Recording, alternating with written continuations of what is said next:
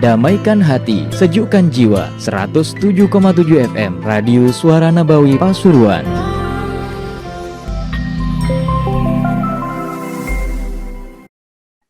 Sallallahu ala sayyidina Mustafa Muhammadin wa ala alihi wa ashabihi wa hadrat iqtirabihi min ahbabihi.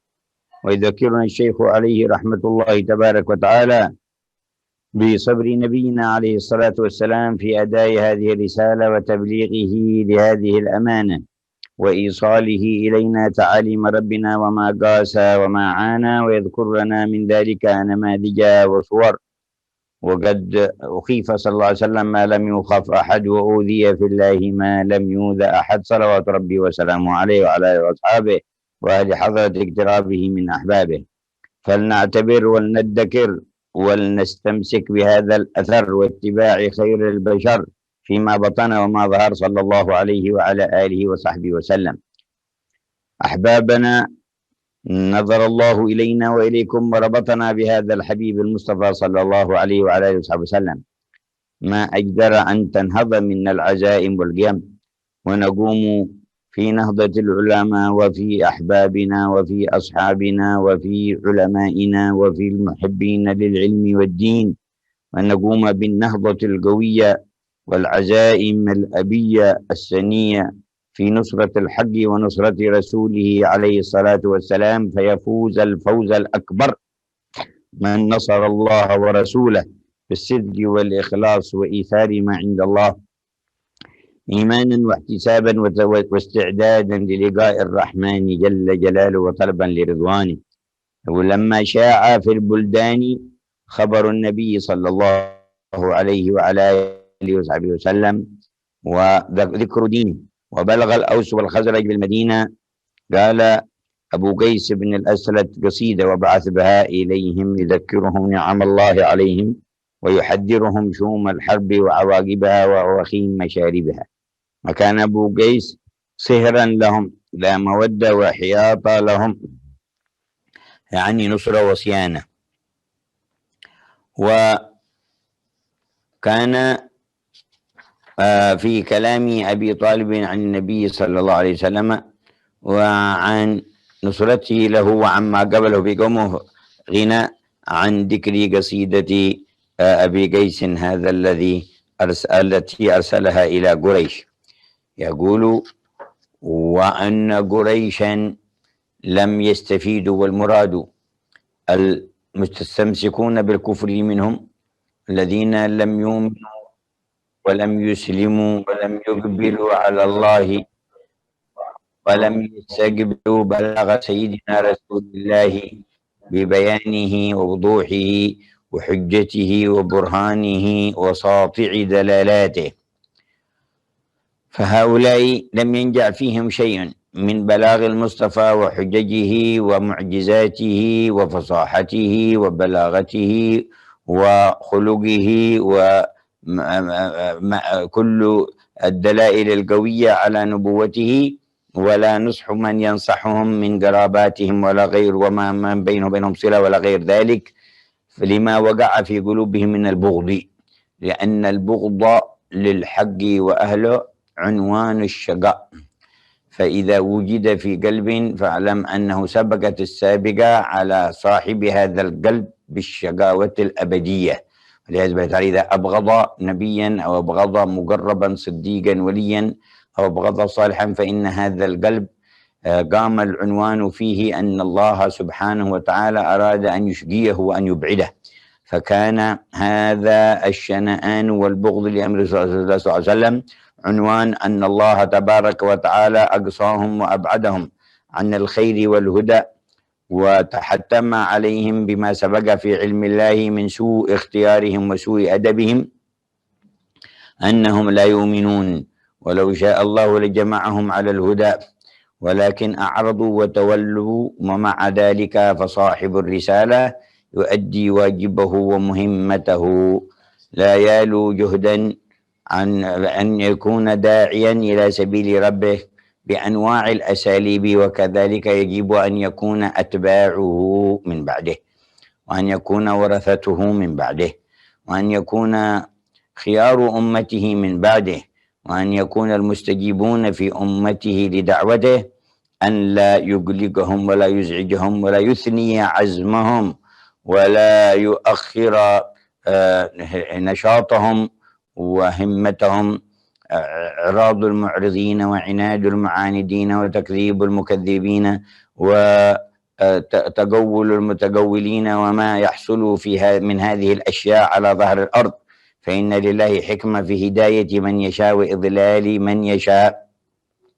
فعلينا أتباع هذا النبي المصطفى أن نقتدي به وأن نهتدي بهديه، ولا نبالي بما يقول الناس، ولا نبالي باعتراض المعترضين وعناد المعاندين، ولا يحملنا ذلك على السب والشتم، ولا يحملنا ذلك على قصور الهمة في القيام بأمر الدعوة والتقصير في تبليغها. فلم يزل نبينا صلى الله عليه وسلم لا يالو داعيا إلى سبيل ربه، مرة بالترغيب ومرة بالترهيب ومرة بالقول اللين وهو الأكثر، وأخرى بالتبكيت والقول الخشن في مواقف يرجى بها النثر واستثارة العقل والضمير، فاستنفذ الوسائل كلها والوسع كله في التبيين والإرشاد، حتى مع المعاندين والصادين والموذين بأنواع الأذى، كما أشار إلى نماذج من ذلك وصور من ذلك. مع ذلك كله لم يقصر في الأداء، لم يقصر في البلاغ، لم يقصر في البيان، لم يقصر في القيام بالأمر عليه الصلاة والسلام. وكذلك يجب أن نكون من بعده، وأن نحرص على القيام بهذا الواجب في أدب وحكمة وصدق وإخلاص وتواضع وبعد عن الإثارات وبعد عن العصبيات وبعد عن السباب والشتائم.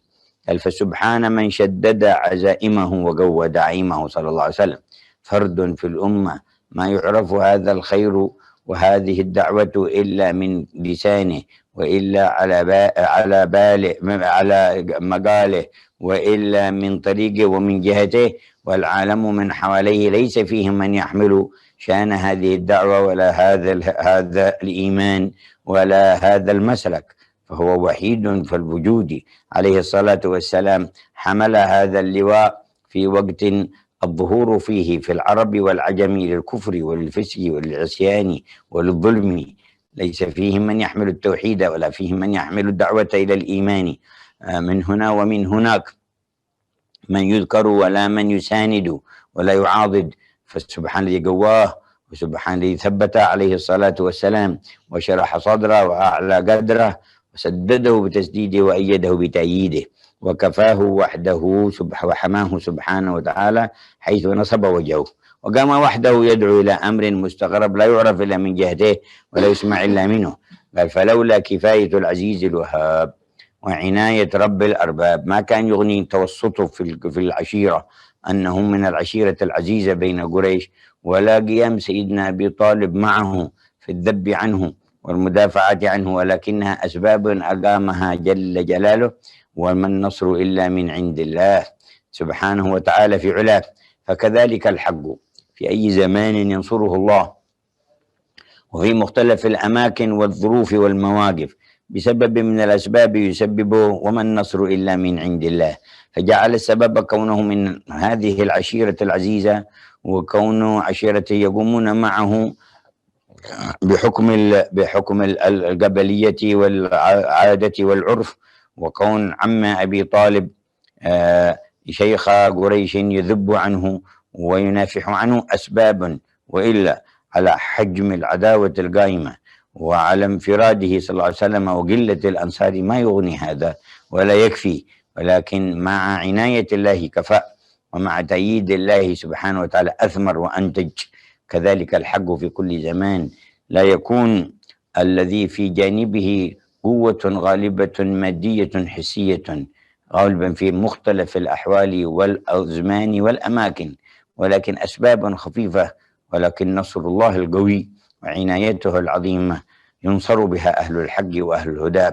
وما كتب في الأزل إنا لننصر رسلنا والذين آمنوا في الحياة الدنيا ويوم يقوم الأشهاد يوم لا تنفع الظالمين معذرتهم ولهم اللعنة ولهم سوء الدار. فلا ينبغي أن نقلق ولا أن نتوانى ولا أن نتأخر ولا أن نتراخى ولا أن تفتر همتنا وقوتنا ونشاطنا بقلة القوة وقلة الأسباب المادية والقوة الحسية، بل نعلم أن القوي من نصره القوي، ومن كان في رضوان هذا القوي الذي بيده الأمر كله جل جلاله وتعالى في علاه، ولله القوة جميعا. لا يال داع إلى سبيل عليه الصلاة والسلام، ولولا كفاية العزيز الوهاب لما أغنى عنه سيطته في عشيرته ولا شرف أبي طالب وذبه عنه، ومع ذلك فناله من أنواع من أذاهم وضرهم وشرهم، فهو صلى الله عليه وسلم صابر محتسب محتمل، وهو صاحب العظمة في النبوة، والأنبياء أشد الناس بلاء ثم الأمثل فالأمثل، وناله بضروب من الأذى، أنواع من الأذى في بعض الأحيان، وفيه سر تحقيق الاختبار الذي هو مدرجة التعبد، يعني الطريق والمسلك والمنهج إلى التحقق بالعبودية، هو مظنة الصبر ومضمار التكليف، محل جريان التكليف وراس التأسي وعنوان الإيمان وتحقيق مقام النبوة، والأنبياء أشد الناس بلاء، وبذلك بالشدائد وبوصول الأذى تتبين جواهر الرجال، ويعرف أهل الصدق، ويعرف أهل الكذب، ويعرف أهل اليقين، ويعرف أهل التذبذب والشك، يعرفون عند المواقف وعند الشدائد، وأما مع مواتاة الأسباب ووجود الرخاء فالكل مختلط، منافقهم مؤمنهم صادقهم وكاذبهم، صاحب اليقين والصدق وصاحب الشك، كلهم يختلطون ويتصل بعضهم ببعض ولا يميز بعضهم عن بعض، ولكن عند الشدائد عند الاختبارات تظهر جواهر الرجال، ويعرف صاحب التقوى وصاحب الصدق وصاحب الإخلاص وصاحب اليقين وصاحب الكذب وصاحب التذبذب وصاحب الغرض وصاحب المصلحة الدنيوية، يعرفون في هذه المواقف عند الشدائد. وهكذا كان للسابقين الأولين من في المكانة عند الله ما ليس لغيرهم، لأنهم الذين تبعوا وقت الشدائد ووقت قوة الكفر ونيل الأذى للمؤمنين، وأما الذين جاءوا بعد الفتح وقد استتب الأمر وقد سهل على الناس الدخول في الدين ولا مشقة بل بالدخول في الدين تتهيأ أسباب الراحة وحيازة الخير والطمأنينة والاستقرار، فلم يكن إسلامهم كإسلام الذين أسلموا أيام الشدة وأيام الذي يدخل في الإسلام يتعرض للأذى ويناله قصور في تحصيله من الأموال وفي مكانته بين المجتمع. فكان لهؤلاء السابقين الصادقين شرف ومزية على من آمن بعدهم. لا يستوي منكم من أنفق من قبل الفتح وقاتل أولئك أعظم درجة من الذين أنفقوا من بعد وقاتلوا وكلا وعد الله الحسنى.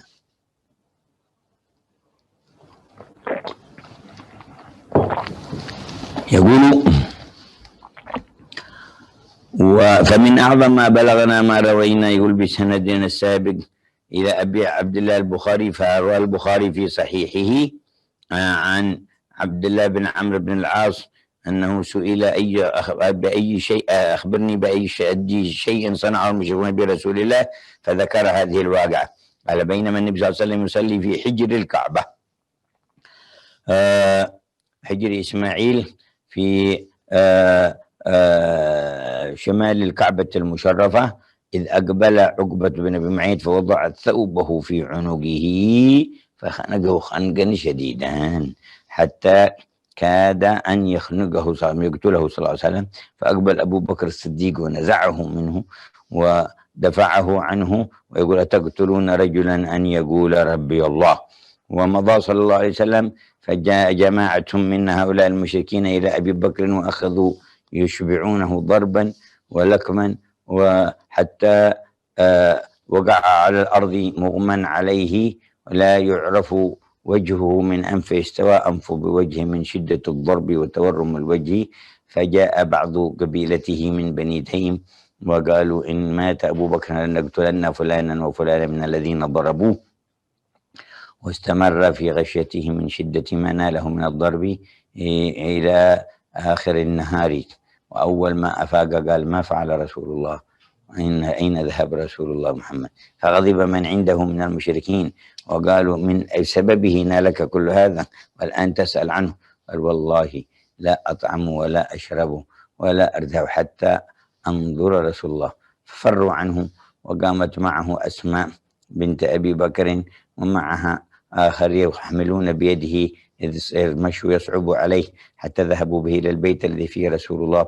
فخرج صلى الله عليه وسلم إلى باب الدار والتزم أبا بكر الصديق وهو يبكي وضمه إليه وعانقه، واطمأنت نفس أبي بكر لما رأى الحبيب صلى الله عليه وسلم في ساحته، واستطاع أن يتناول طعاما وشرابا بعد ذلك. وهكذا وكان أيضا ما جاء في الصحيح عن ابن مسعود قال: قائم يصلي عند الكعبة وجمع قريش في مجالسهم ينظرون إليه صلى الله عليه وسلم ويستهزئون به، حتى قال القائل منهم: ألا تنظرون إلى هذا المراد صلى الله على نبينا وعليه وسلم وعلى آله وصحبه وسلم، أيكم يقوم إلى جزور الفلان؟ ذبحوا جزورا جملا من جمالهم فيعمد إلى فرثها أو ساقها أو دمها وسلاها من بطنها، فيجيء به ثم يمهله حتى إذا سجد وضعوا بين كتفيه. ففعلوا ذلك وقاموا. بعث أشقاهم عقبة بن أبي معيط وجاء فلما سجد صلى الله عليه وسلم وضعه بين كتفيه وصبه على ظهره الشريف، فثبت صلى الله عليه وسلم في سجوده والجماعة يضحكون، يميل بعضهم إلى بعض من شدة الضحك. وانطلق منطلق وإلى فاطمة وهي في صباها وصغرها الطفلة، يقول لها: أبوك عند الكعبة ووضعوا عليه الأوساخ وهو في سجوده. فخرجت مسرعة وجاءت ونظفت ظهر أبيها وألقت ما عليه وهو ثابت في سجوده حتى كمل ما تنظيف ما ألقوه عليه. وأقبت عليهم تقول: تفعلون هذا بأبي وما فعل بكم؟ أجزاؤه هذا منكم وهو يدعوكم إلى ربه؟ وعرفتم أمانته وصدقه وتضعون الأوساخ على ظهره. فأخذت تؤنبهم وتعاتبهم في ذلك وهم سكوت، ومقتضى العرف إذن لا يمس الطفلة والصبية الصغيرة فيهم، ولكنها كبيرة القدر عظيمة الإدراك والشان عليها رضوان الله تبارك وتعالى. ولم يستطع أحد استضعاف المسلمين بمكة من المسلمين أن يأتي، فلجوا إلى الطفلة لتستمكن وذهبوا إلى فاطمة فأخبروها، فجاءت وحملت ذلك. فرفع صلى الله عليه وسلم رأسه من السجود ثم سلم، التفت فإذا بهؤلاء القوم الذين عملوا العمل، فأخذ يدعو: اللهم عليك بقريش. فانتهى ضحكهم لما رأوه رفع يديه يدعو في ذا المكان، علموا عظمة المكان وعظمة الداعي وأنه المستجاب، وانتهى الضحك منهم وأخذوا واجمين يرقبونه وهو يقول: عليك بفلان عليك بفلان. فالذين سماهم كلهم قال ابن مسعود: رأيتهم بعيني صرعى في يوم بدر، فكانت نهايتهم في ذاك اليوم، وألقوا في القليب وأتبع أهل القليب لعنة وانتقلوا إلى سوء المصير. فماذا استفادوا من هذا العناد ومن هذا الكيد ومن هذا البغي ومن هذا الظلم ومن هذا الأذى ومن هذا الضر؟ وما كسبوا من وراء ذلك إلا سوء المآب وسوء المصير وأشد العقاب والعياذ بالله. وكذلك شان من خالف الأنبياء وخرج عن مسالكهم، أعاذنا الله من ذلك. فجزا الله الشيخ يحيى الأشعري خير الجزاء على سرده لهذا الآداب التي هي روح المسلك عند سالك الحق والهدى من الصالح الأمة وأهل السنة والاقتداء بسيد الوجود صلى الله عليه وسلم. فيبين لنا بهذه الآداب روح وجهتهم وأسس مسلكهم. فإذا حضر مجلس الشيخ، وذلك في غير أثناء الدرس وفي غير اشتغال الحاضرين بذكر أو بعلم، فيسلم على الحاضرين بصوت يسمع جميعهم اسماء محققا، ويخص الشيخ بالتحية والإشارة إليه إكبارا وإجلالا. فإذا كانوا أثناء الدرس أو كانوا أثناء الذكر فيخفض صوته حيث يسمعه الذي بجانبه فقط بالسلام ويجلس مستحيا، فلا يرفع صوته ولا بسلام ولا غيره وهم مشغولون باستماع الدرس أو بالذكر للرحمن جل جلاله. فإذا لم يكن وقت اشتغالهم بالذكر ولا بالدرس فيرفع صوته ليسمعه الجميع مسلما عليهم، ويخص الشيخ بالتحية والإكرام، وعند الانصراف يسلم، فذاتلك من السنن النبوية، فليست الأولى بأحق من الثانية، أن يسلم عند الدخول وأن يسلم عند الانصراف كما بين صلى الله عليه وسلم. ثم إذا سلم لا يتخطى رقاب الحاضرين لأجل أن يقرب من الشيخ والجلس حيث انتهى به المجلس، إلا أن يصرح له الشيخ والحاضرون بالتقدم والتغطي فيأمرونه بذلك لأمر يترتب عليه وفائدة لهم، أو يعلم من حرم إثار ذلك قال فلا بأس. ويحذر أن يقيم أحد من مجلسه ويجلس فيه أو يزاحمه فيؤثر عليه، فذلك من سوء الخلق وسوء المعاملة ومما يؤثر في القلوب، فينبغي أن يتوقع ذلك. وكان سيدنا بن عمر إذا قام له رجل من المجلس لا يرضى أن يجلس في المكان الذي كان فيه غيره جالسا أبدا، توقيا من هذه المحظورات. وفي الحديث لا يقيم الرجل الجليس من مجلسه وما يجلس فيه إلا أن يكون في ذلك مصلحة يعرفها القوم، وهم يقومون عن رغبة وفرح بلا امتعاض ولا تأثر ولا استثقال لذلك، ولينتفعون مثلا من بحثه مع الشيخ لما يكون قريب منه، أو لكونه كبير السن أكبر منهم أو كثير الفضيلة والصلاح، فتسمح نفوسهم بطيبة ولا يكون فيها شيء، فلا شيء عند ذلك. إذا الحال هكذا بل يتحول المشقة أن لا يستجيب لهم، ويتحول عليهم المشقة أن لا يجلس حيث أجلسه، فما كان يحضر في عدم في الجلوس صار يحضر الآن في عدم الجلوس، فلكل مقام مقال، فيضع كل شيء في موضعه. وهكذا قال ولا يجلس وسط الحلقة ولا قدام أحد إلا عند الضرورة، ولا بين صاحبين إلا برضاهما، ولا فوق من هو أولى منه. فهكذا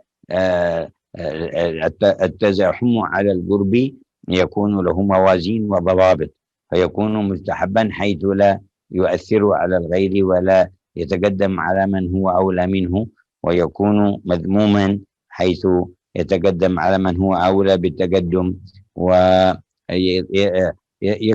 أيضا صغار القوم على كبارهم، أو يكون فيه جفاء لأحد أو إخفاق في حق أحد. قال ويجتمع الرفقاء في درس واحد أو دروس في جهة واحدة ليكون كلام الشيخ موجه إليهم جميعا، فمهما تأتى فليكونوا أمامه كلهم، ولا يرجع بعضهم يمينه وبعضهم يساره وبعضهم أمامه حتى يحتاج إلى أن يتقلب إلا عند الضرورة وعدم اتساع المكان.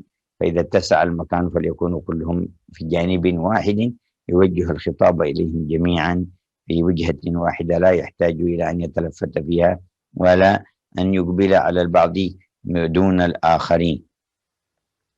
وهكذا قال التاسع أن لا يستحي طالب العلم من السؤال عن كل ما أشكل عليه مهما كان، وتفهم ما لم يعقله بتلطف وحسن خطاب وأدب سؤال. وقال من رق وجهه عن السؤال ظهر نقصه عند اجتماع الرجال. قال له سيدنا ابن عباس بمن يلت العلم؟ قال له أعطيت قلبا عقولا ولسانا سؤولا، فكان يستفسر عما أشكل عليه وعما لم يفهمه. ولهذا قال سيدنا مجاهد لا يتعلم العلم أي لا ينال حقيقته والاتساع فيه مستحيين، يستحي منه ولا متكبر. وهكذا أثنت عائشة على نساء الأنصار لعدم امتناعهن عن السؤال حياء ونحوه، فيسألن النبي صلى الله عليه وسلم. ولكن هذا السؤال بموازينه، إذا سكت عن الجواب سكتوا ولم يلحوا عليه.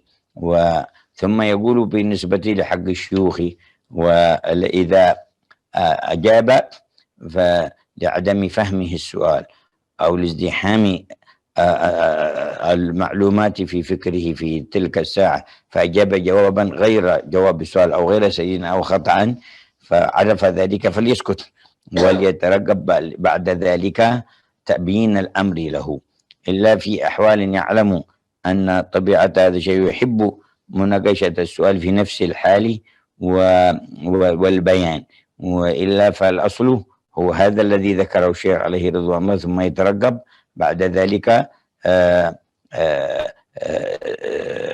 هدوء باله ونفسه وبعد الزحمة عن خاطره فيكلمه في المسألة.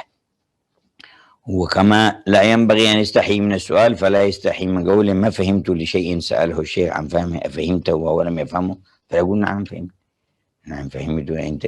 فقال صلى الله عليه وسلم للاتي قدم لهن بعض الطعام الذي جاء من جواري المدينة، فقلنا لا نشتهي، فقال لا تجمعنا كذبا وجوعا، ما تجمعنا كذب وجوع تكذبا وانت جائعات وتكذبا تقولين ما نريد لا نشتهي، فأمرهن أن يأكلن، فكذلك إذا قال تفهم يقول فهمت وهو لم يفهم، يقول ما اتضحت لي ما عرفتها كيف المسألة، وهكذا. رزقنا الله التأدب بأحسن الآداب والتخلق بأحسن الأخلاق بوجاهة المحبوبين وللخلاق وسيدهم عظيم الأخلاق، وأصلح لنا الشأن كله ودفع عنا السوء وأهله، وبارك في أحبابنا المتابعين لهذا البرنامج، والحبيب أحمد بن عيدروس الحبشي والحبيب حسين الجنيد وأولاد كياهي عبد الله فقيه والكياهي الحاج مفتاح الأخيار رئيس مجلس شورى النهضة، وبارك الله فيما عين فيه رئيسا لمجلس العلماء في إندونيسيا، وأعانه على القيام بالمهمة على الوجه الأتم الأكمل، والنظر إلى أهل إندونيسيا نظرة يدفع بها عنهم شر أهل السياسات والخساسات والرئاسات والغفلات والجهالات والتكذيبات والكفر والفسوق والعصيان، وأعانهم على القيام بالأمر على ما يحب مع من يحب كما يحب في عافية بسر الفاتحة إلى حضرة النبي محمد.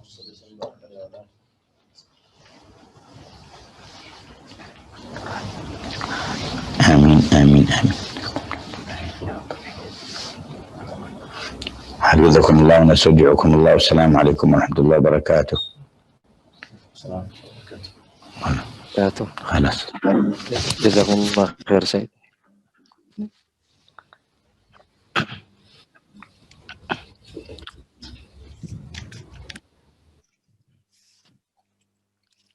Bismillahirrahmanirrahim. Alhamdulillahirabbil alamin. Sallallahu ala sayyidina Muhammadin wa ala alihi wa sahbihi ajma'in. Amma ba'd. Alhamdulillah, pada kesempatan ini kembali Allah Subhanahu wa taala memberikan kesempatan kita untuk kembali ngaji setelah beberapa waktu libur. Kurang lebih dari 3 bulan kita tidak ngaji. Alhamdulillah hari ini bisa kita lanjutkan kembali, mudah-mudahan membawa keberkahan untuk kita semua. Selanjutnya kita barusan mendengarkan apa yang diterangkan oleh Sayyidi Al-Habib Umar bin Muhammad bin Salim bin Hafid tentang sejarah baginda Nabi besar Muhammad sallallahu alaihi wasallam, ketika dibacakan tentang kabar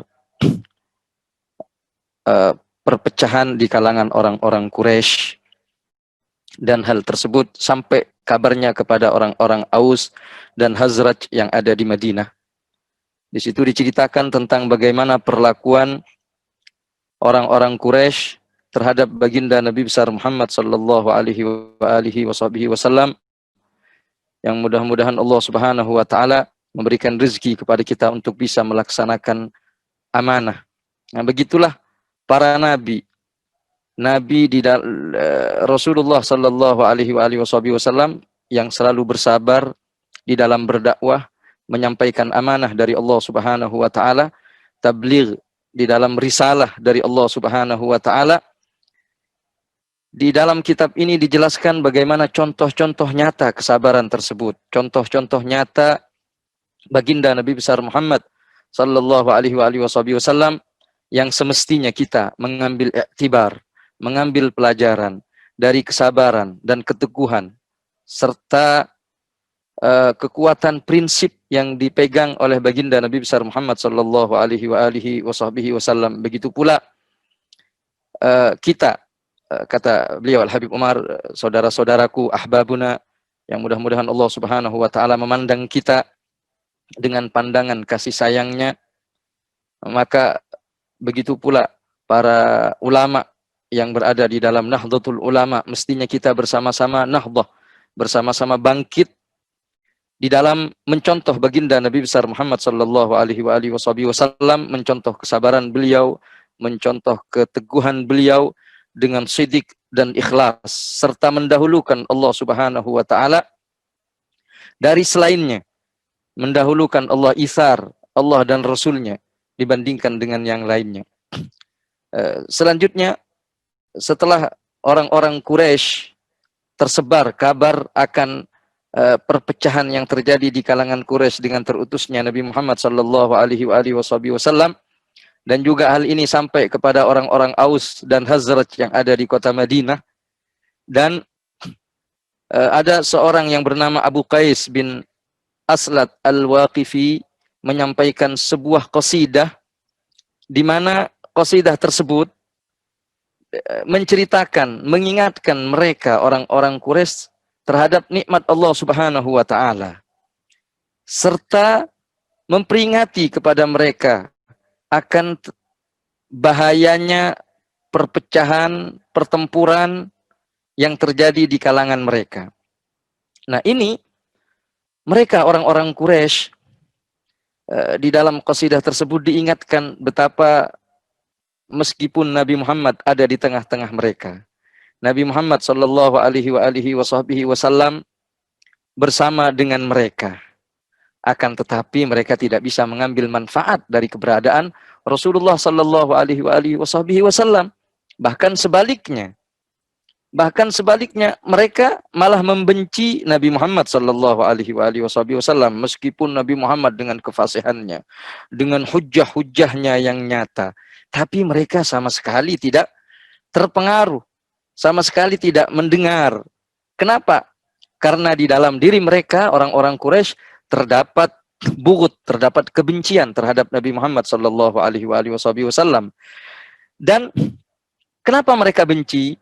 Sebetulnya kebencian yang timbul di dalam diri mereka adalah ketetapan dari Allah Subhanahu wa taala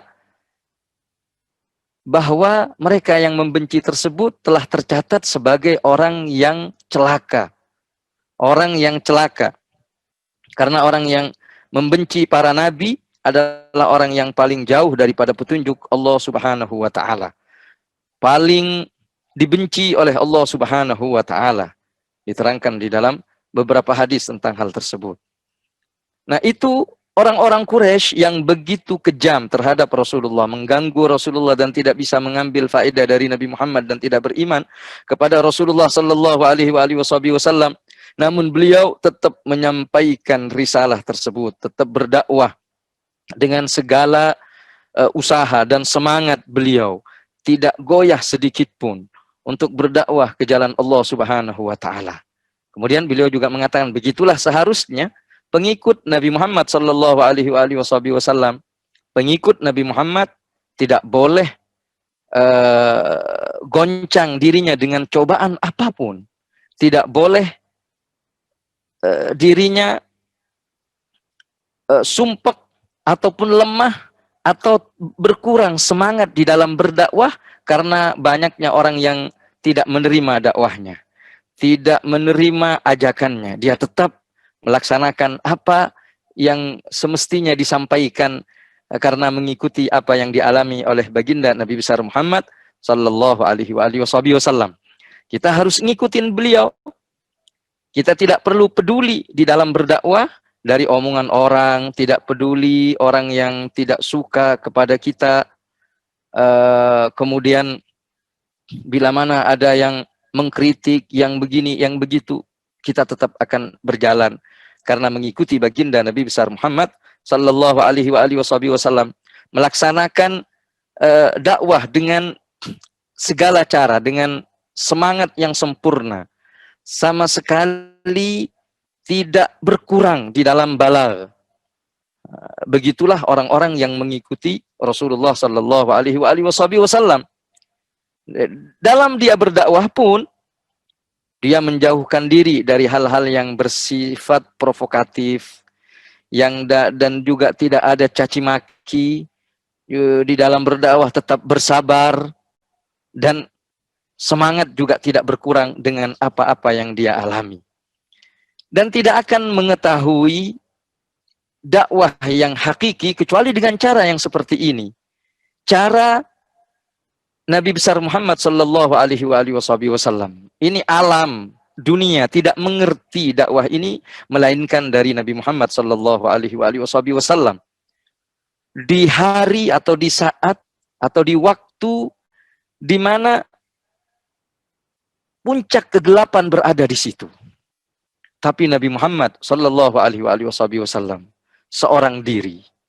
Beliau adalah seorang diri, mengemban risalah dari Allah Subhanahu wa taala, tidak peduli apa yang beliau hadapi dari cobaan-cobaan tersebut. Maka Nabi Muhammad terus berdakwah. Maha suci Allah Subhanahu wa taala yang telah memberikan kekuatan kepada beliau sallallahu alaihi wasallam tetap berdakwah, tetap berjalan di jalan yang lurus. Padahal cobaan, intimidasi, bahkan ancaman-ancaman pembunuhan dialamin oleh beliau sallallahu alaihi wasallam. Meskipun juga keluarganya ada yang membela beliau seperti Abu Talib, membela Rasulullah sallallahu alaihi wasallam. Ada juga dari orang-orang Quraisy yang punya perhatian kepada Rasulullah sallallahu alaihi wasallam. Akan tetapi semua itu tidak cukup. Namun yang membuat cukup bagi Nabi Muhammad adalah pembelaan dari Allah Subhanahu wa taala. Pembelaan dari Sang Pencipta alam semesta yang memiliki segala kekuatan. Begitu, seharusnya kita di dalam berdakwah tidak perlu gelisah.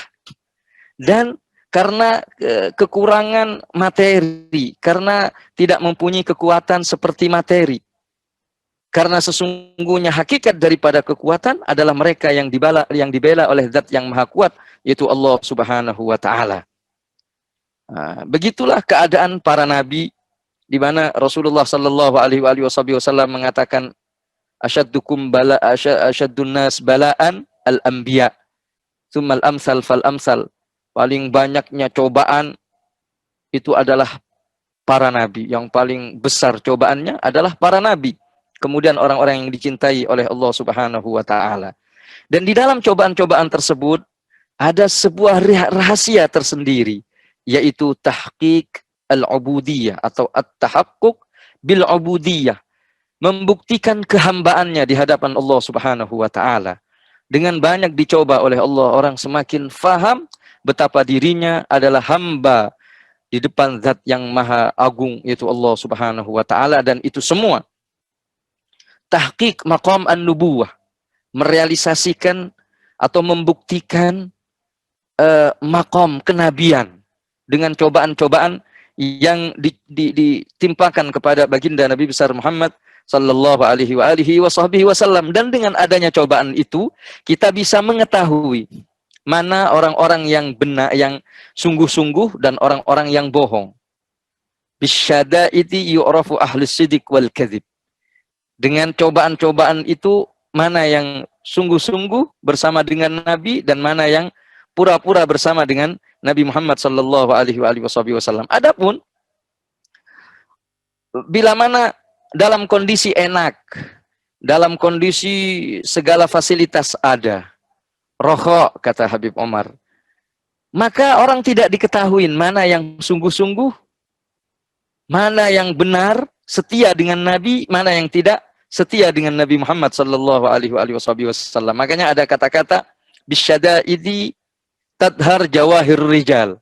Dengan cobaan dan kondisi yang sangat memprihatinkan, di situ terlihat nilai seorang laki-laki. Nah, begitulah para as-sabiqun al-awwalun, orang-orang yang masuk Islam terlebih dahulu di Makkah. di saat cobaan bertubi-tubi datang kepada Nabi Muhammad sallallahu alaihi wasallam, mereka memiliki derajat yang tinggi berbeda dengan derajat orang-orang yang masuk Islam setelah Fathu Makkah. Sampai disebutkan oleh Rasulullah sallallahu alaihi wasallam, karena as-sabiqunal awwalun, mereka masuk Islam di saat menyedihkan, saat cobaan begitu dahsyat, sehingga mereka memiliki kedudukan yang tinggi di sisi Allah Subhanahu wa taala. Tentu ini berbeda dengan orang yang masuk Islam atau para sahabat yang masuk Islam setelah Fathu Makkah, di mana kondisi kaum muslimin, kondisi Nabi Muhammad sallallahu alaihi wasallam setelah Fathu Makkah itu sudah berbeda, sudah enak. Sehingga tidak ada cobaan di situ. Maka kesungguhan orang tidak diketahui setelah itu. Nah, di sini di dalam kitab Bahjatul Mahafil ini, Al-Habib juga menyinggung tentang bagaimana kisah Rasulullah sallallahu alaihi wasallam ketika beliau dicoba oleh Allah Subhanahu wa taala, dan kadangkala Nabi Muhammad sallallahu alaihi wasallam tidak peduli, dia terus berdakwah ke jalan Allah Subhanahu wa taala meskipun sudah mendapatkan cobaan, kadangkala dengan cara ngasih kabar gembira, kadangkala dengan peringatan, kadangkala dengan kata-kata yang lembut, kadang pula dengan kata-kata yang agak keras. Meskipun yang lembut itu lebih banyak, kata Sayyidi Al-Habib Omar di dalam mengomentarin kata-kata musannif di sini. Fa subhana man syaddada azaimah wa gawada aimah. Maha suci zat yang telah menguatkan semangat Nabi Muhammad sallallahu alaihi wasallam. Maha suci zat yang telah mengagungkan Rasulullah sallallahu alaihi wasallam. Bagaimana beliau kadang dicoba dengan bermacam-macam cobaan. Di antara kisah yang dikisahkan seperti yang diriwayatkan oleh Al-Imam Bukhari di dalam sanadnya daripada Urwah bin Zubair yang bertanya kepada Abdullah bin Umar bin Amr ibn al-As, ditanyakan bagaimana pengalamanmu di dalam kondisi dan situasi yang paling memberatkan bersama dengan Rasulullah sallallahu alaihi wasallam. Maka di situ diceritakan Rasulullah sallallahu alaihi wasallam sedang berada di Ka'bah. Beliau sedang melakukan salat. Tiba-tiba datang orang-orang Quraisy. Datang orang-orang Quraisy menyakitin Nabi Muhammad sallallahu alaihi wasallam.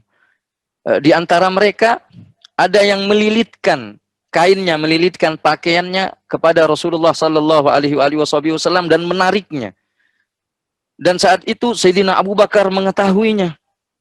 Maka datanglah Sayyidina Abu Bakar membantu Rasulullah sallallahu alaihi wasallam, karena Uqbah bin Abi Mu'aid itu mencekik Nabi Muhammad sallallahu alaihi wasallam dengan menggunakan bajunya, dengan cekikan yang sangat luar biasa, sehingga yang membela dan merangkul itu adalah Sayyidina Abu Bakar Siddiq.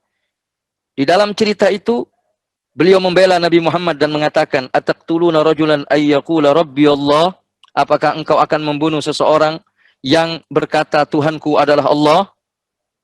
Maka saat itu Sayyidina Abu Bakar malah dipukul, dikeroyok oleh orang-orang Quraisy sampai beliau dibenturkan ke tembok, sehingga membuat semuanya berdarah.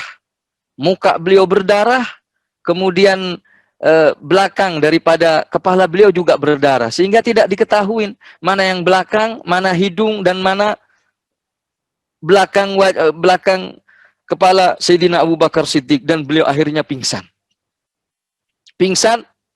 Setelah diketahui Sayyidina Abu Bakar pingsan, datanglah para saudara-saudara Sayyidina Abu Bakar dari kabilah Bani Taim. Mereka datang membawa dan menggotong Sayyidina Abu Bakar. Menggotong, dibawa ke rumahnya, dan mereka berkata, kalau sampai Abu Bakar ini meninggal, maka fulan akan saya bunuh, katanya. Akan menuntut balas kabilah daripada Sayyidina Abu Bakar atas apa yang mereka perlakukan terhadap Sayyidina Abu Bakar Siddiq radhiyallahu anhu arda. Dibawalah Sayyidina Abu Bakar menuju rumahnya, disambut oleh putrinya yang bernama Sayyidah Asma. Saat itu Sayyidah Asma memperhatikan Rasulullah Sallallahu Alaihi Wasallam, memperhatikan Sayyidina Abu Bakar yang dalam kondisi sangat memprihatinkan, sampai akhirnya siuman. Ketika siuman dikasih minuman, beliau tidak mau. Yang pertama kali keluar dari bibir beliau, beliau bertanya bagaimana keadaan Rasulullah. Apakah Rasulullah selamat? Apakah Rasulullah dalam kondisi sehat? Dikasih makanan, beliau tidak makan. Dan beliau mengatakan, saya tidak akan makan sebelum melihat Rasulullah dalam keadaan sehat. Akhirnya kondisi beliau yang sangat memprihatinkan dan mengenaskan, habis dipukul, beliau meminta diajak ke rumah Rasulullah Sallallahu Alaihi Wasallam. Akhirnya putri beliau, Sayyidah Asma, menuntun beliau, membopong beliau bersama seorang lagi, dibawa kepada Nabi Muhammad Sallallahu Alaihi Wasallam. Dan ketika melihat Rasulullah Sallallahu Alaihi Wasallam dalam keadaan sehat, beliau memeluk Nabi Muhammad dan beliau tenang, hatinya tidak gelisah kembali. Akhirnya beliau mau makan, mau minum, karena Nabi besar Muhammad Sallallahu Alaihi Wasallam dalam keadaan selamat. Itulah kecintaan dan pengorbanan Sayyidina Abu Bakar Siddiq radhiyallahu anhu ardhah. Di sini juga diceritakan bagaimana suatu saat Rasulullah Sallallahu Alaihi Wasallam sedang sholat di Ka'bah. Beliau sedang melakukan sholat. Tiba-tiba orang-orang Quraisy itu datang. Di antara mereka mengatakan, siapa yang punya rencana untuk menyembelih onta hari ini? Satu di antara mereka, ya saya punya. Akhirnya disembelih ontanya dan dibawa kotoran onta dan darah-darahnya onta dibawa ke Masjidil Haram. Di situ mereka tuangkan kepada Nabi Muhammad Sallallahu Alaihi Wasallam yang saat itu sedang sujud, yang saat itu sedang berada di hadapan Allah Subhanahu Wa Taala. Rasulullah sedang sholat, dilemparin kotoran onta, dilemparin darah-darah onta kepada Nabi Muhammad Sallallahu Alaihi Wasallam. Udah begitu, mereka ketawa terbahak-bahak. Mereka mentertawakan Nabi Muhammad Sallallahu Alaihi Wasallam. Dan tidak ada seorang yang sadar, yang berani untuk mencegahnya. Sampai seorang menceritakan kejadian itu kepada putri Rasulullah yang bernama Sayyidah Fatimah. Dan saat itu Sayyidah Fatimah masih kecil. Maka bergegaslah beliau, Sayyidah Fatimah, menemui dan mendatangin ayahnya. Ayahnya dalam keadaan sujud. Dan beliau akhirnya membersihkan kotoran yang ada kepada diri Rasulullah Sallallahu Alaihi Wasallam. Darah-darah yang menempel di situ dibersihkan oleh Sayyidah Fatimah dan Nabi masih dalam keadaan sujud. Setelah itu Rasulullah Sallallahu Alaihi Wasallam, Sayyidah Fatimah marah kepada mereka dan mengungkapkan kata-kata, kalian bagaimana? Kalian tidak punya aturan, kalian menghina seseorang yang sedang beribadah dengan kata-kata yang membuat tokoh-tokoh Quraisy itu berhenti. Mereka tidak bisa menjawab dan mereka tidak bisa marah. Karena ini anak kecil, perempuan masih kecil. Namun yang kecil ini mempunyai kedudukan yang agung di sisi Allah Subhanahu Wa Taala. Itulah Sayyidah Fatimah. Akhirnya Rasulullah Sallallahu Alaihi Wasallam bangun dari sujudnya dan berdoa, ya Allah, celakakanlah orang-orang Quraisy. 3 kali mengatakan. Kemudian Rasulullah menyebut beberapa orang, nama-nama yang disebut oleh beliau untuk dicelakakan oleh Allah Subhanahu Wa Taala. Kata Abdullah bin Umar ibn al-As atau Abdullah bin Mas'ud, Habib Umar menyebutkan begitu. Demi Allah, saya melihat dan menyaksikan dengan mata kepala sendiri bagaimana Allah Subhanahu Wa Taala menghancurkan mereka, orang-orang yang didoakan oleh Rasulullah Sallallahu Alaihi Wasallam, sehingga mereka semuanya berada di dalam sumur-sumur yang ada di dalam di Badar. Dan dikatakan orang yang ada di dalam sumur di Badar itu mendapatkan laknat di atas laknat. Itu yang disebut oleh Rasulullah Sallallahu Alaihi Wasallam. Itu kisah yang disampaikan oleh Sayyidi Al-Habib Umar dari kitab Bahjatul Mahafil. Kemudian beliau melanjutkan dengan pembacaan kitab Adab Al-Alim wal Muta'allim yang dikarang oleh Hadratus Syekh Kiai Muhammad Hashim Asy'ari radhiyallahu anhu wa ardhah, di mana disebutkan di situ yang ke-8 di antara adab seorang murid di depan syekhnya adalah bila mana sebelum itu Habib Omar setelah mendengarkan bacaan dari qari tadi, dari Gus Nanal, beliau berdoa kepada kita dan mendoakan Syekh Hashim Asy'ari untuk mudah-mudahan Allah membalas Syekh Hashim Asy'ari dan memberi taufik kepada kita untuk beradab dengan adab yang diajarkan oleh Rasulullah sallallahu alaihi wasallam dan berakhlak dengan akhlak tersebut. Mudah-mudahan Allah membalas Kiai Hashim Asy'ari yang telah memberi syarah kepada kita untuk bisa memahami bagaimana beretika, beradab dan beriktidak kepada Rasulullah sallallahu alaihi wasallam. Di antara adab-adab tersebut, bila mana Syekh hadir di majelis, maka beliau semuanya beliau menyampaikan salam kepada hadirin. Bila mana seseorang hadir di majelisnya gurunya, maka dia menyampaikan salam kepada hadirin dengan suara yang sekiranya didengar oleh mereka, terutama didengar oleh gurunya. Tentu menyampaikan salam kepada guru tersebut dengan ta'zim, dengan penuh penghormatan, dan hal itu bila mana syekhnya, sang guru itu tidak sibuk, baik sibuk di dalam berzikir, atau sibuk di dalam beribadah, atau sibuk di dalam bagaimana. Bila mana dia dalam keadaan sibuk, maka kita tidak perlu memaksakan untuk mendapatkan perhatian daripada syekh di situ. Nah, ini adalah adab bagaimana seseorang di hadapan gurunya, penuh dengan ta'zim, penuh dengan kekhusyuan. Kemudian bila mana akan pergi, maka hendaknya juga menyampaikan dan minta izin kepada gurunya. Dan bila mana dia datang, maka tidak selayaknya seseorang bila mana terlambat, dia maju sendirian tanpa memperhatikan orang-orang yang hadir di situ. Bahkan seharusnya karena ingin dekat dengan guru, dia tidak peduli dengan orang-orang yang hadir saat itu. Padahal adab tidak demikian. Karena diriwayatkan bahwasanya Sayyidina Abdullah bin Umar itu bila mana mendatangi sebuah majelis dan beliau tidak datang di majelis tersebut, beliau duduk di tempat di mana beliau sampai, tidak memaksakan untuk maju ke depan, tidak memaksakan untuk, kecuali di situ ada maslahah, kecuali di situ ada kepentingan. Nah, di situ boleh dia maju ke depan. Namun untuk beliau mengatakan fahakada anta tazaham al-qurb bid-dawabit.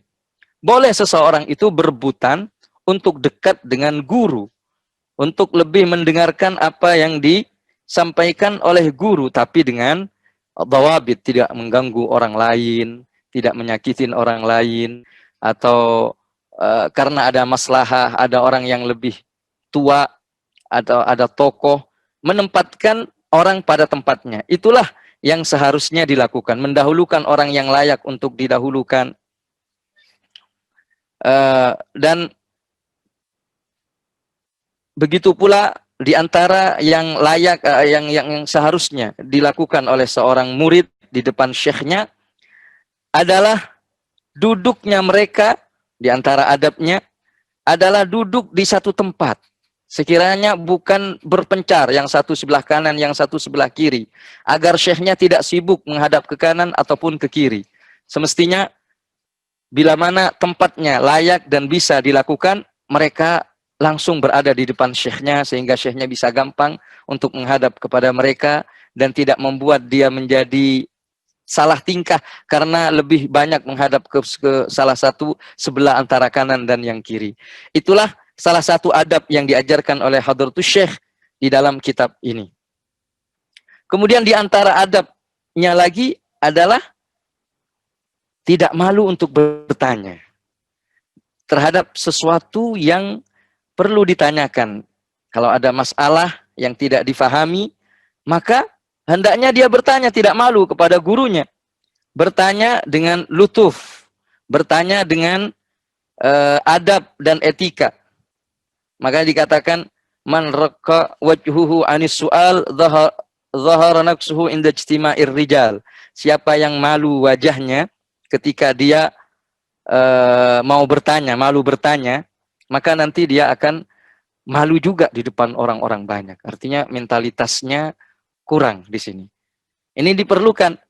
Sayyidina Abdullah bin Abbas, Al-Habib Umar bercerita ketika Sayyidina Abdullah bin Abbas ditanya tentang keilmuan yang beliau miliki, dengan apa engkau mendapatkan ilmu itu, maka Sayyidina Abdullah bin Abbas mengatakan dengan hati yang bersih dan dengan lisan yang penuh banyak tanya, banyak bertanya. Tapi kita bertanya harus dengan mizan atau dengan dawabit, dengan kriteria. Kalaupun gurunya tidak bisa menjawab saat itu atau melihat ada kesalahan kepada gurunya, maka sebaiknya jangan menegurnya saat itu. Tapi cari kesempatan bagaimana dia memperjelas maksud daripada apa yang disampaikan oleh gurunya yang menurut dirinya itu salah. Kecuali, kata Sayyidil Habib Umar, gurunya memang suka untuk berdiskusi. Kalau memiliki guru yang suka untuk berdiskusi, maka tidak apa-apa menyampaikan hal yang iskal ataupun berdiskusi dengan gurunya tersebut. Artinya seorang murid mesti tahu keadaan dan kondisi gurunya, kapan dia waktu bertanya, kapan waktu diam. Itulah adab yang diajarkan oleh Hadratus Syekh Kiai Hasyim Asy'ari, yang mudah-mudahan Allah Subhanahu wa taala memberkahi kita semua. Dan beliau menyebut beberapa orang yang semuanya didoakan oleh Sayyidi Al-Habib Umar,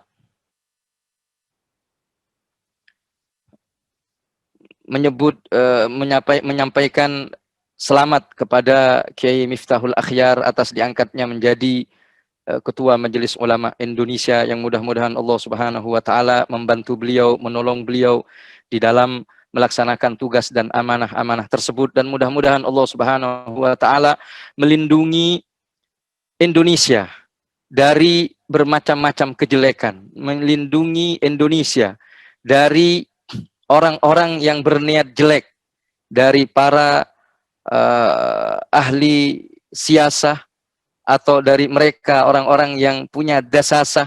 Mudah-mudahan ahli Indonesia dilindungi oleh Allah Subhanahu wa taala dari bermacam-macam tipu daya syaitan dan musuh-musuh Allah Subhanahu wa taala. Dan beliau berdoa dengan beberapa doa yang mudah-mudahan doanya diterima oleh Allah Subhanahu wa taala. Mungkin demikian yang dapat kami terjemahkan.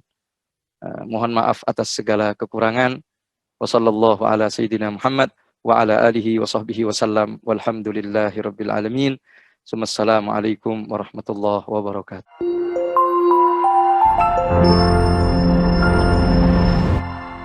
Damaikan hati, sejukkan jiwa. 107,7 FM Radio Suara Nabawi Pasuruan.